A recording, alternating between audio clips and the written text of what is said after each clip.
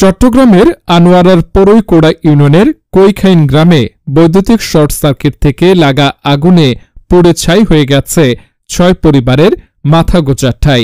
সোমবার 18 নভেম্বর ভোররাতে কৈখাইন উত্তরপাড়ার রাহাতের বাড়িতে এ অগ্নিকাণ্ডের ঘটনা ঘটে।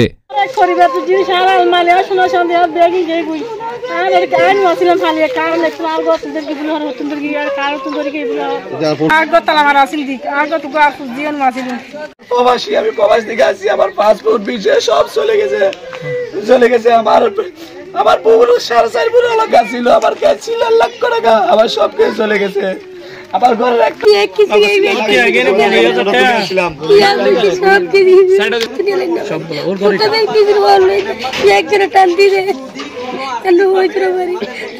পরে ফায়ার সার্ভিস ও স্থানীয়দের সহযোগিতায় আগুন নিয়ন্ত্রণে আসে। আগুনে আনুমানিক 10 লাখ টাকার ক্ষয়ক্ষতি হয়েছে বলে ক্ষতিগ্রস্তরা জানায়। ঘটনা সূত্রে জানা যায়, একই বাড়ির ফাতেমার ঘর থেকে বৈদ্যুতিক শর্ট সার্কিট থেকে আগুনের সূত্রপাত। তবে অগ্নিকাণ্ডের সময় ফাতেমার পরিবারের কোনো সদস্যই বসতঘরে ছিলেন না। অগ্নিকাণ্ডে ক্ষতিগ্রস্তরা হলেন কৈখাইন গ্রামের চুন্নু মিয়ার পুত্র নূর মোহাম্মদ সাহেব মিয়া এবং মোহাম্মদ ইউনুস এর পুত্র দিদার মিয়া মহিউদ্দিন, মোহাং দেলোয়ার ও কন্যা মরিয়ম বেগম। আনোয়ারা ফায়ার স্টেশনের সাব অফিসার মংসুইনো মার্মা বলেন, রাত্রে আগুন আমরা সময় পাইলাম 2:10।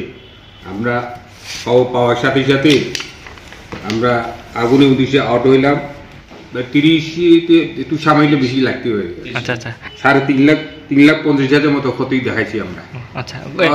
অনুমানে 2টা আর 5 জন আছে অনেক।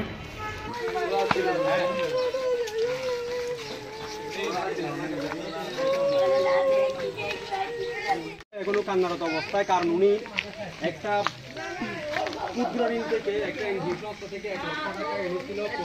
মানে মাইক্রোমিয়ার মসজিদের মাইক্রোমিয়া যখন এলান দিই আর গ্রামবাসী বেগুন আইসি আইনের পরে মানে বহুত কতক্ষণ মানে আগুন দিলি আই দেখি দেখি আমি এটা মানে আর মানে ডাক মাইক্রো ডাকজনের সময় আর বেগুন আসছি আইনের পরে দেখি দিলা মানে যাওয়া যাওয়া আগুন জ্বলে।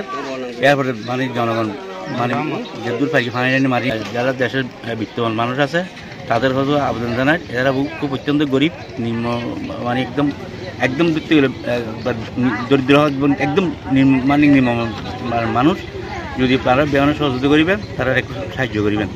আর এখন অনুরোধ সরকার এবং আর বিত্তমান যারা মানুষ আছে তারা এখন মানে তারা চাইবে।